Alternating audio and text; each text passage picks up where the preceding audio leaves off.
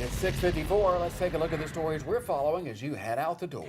This morning, we begin with Way 31's Rodnia Ross. This is still an active scene here on Skyland Road. In the last 20 minutes, we know the coroner arrived here on scene. What we know is one person was taken to Huntsville Hospital with a gunshot wound. A second person died here on scene, but police are not yet releasing how that person died. Police tell us they have no viable suspects yet, but they do have persons of interest. Right now, there is no threat to the community. Casey?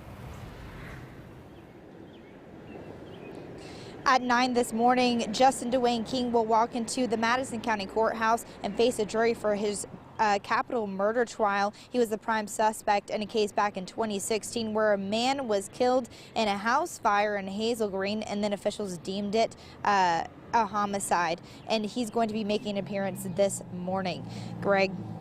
The Oakwood University Choir will come home to Huntsville tomorrow night. That's after being involved in a deadly wreck in California. One person is dead after the collision between the choir's charter bus and an SUV. Officials have identified the victim as 51-year-old Kenneth Bishop.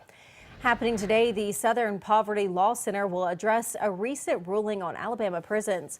A federal judge ruled Saturday that Alabama's Department of Corrections is not doing enough to address suicide prevention in their prisons.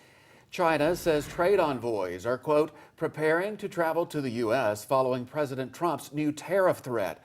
The president said 10% tariffs placed last year on $200 billion worth of goods will be increased Friday to 25%. The USS Abraham Lincoln Carrier Strike Group is now being deployed to the U.S. Central Command region. A bomber task force is also heading to the area. The White House says this move is due to, quote, troubling warnings from Iran.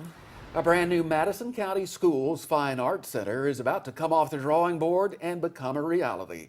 The plans for the Fine Arts Center include an 800-seat theater, band and choir rooms, and art classrooms.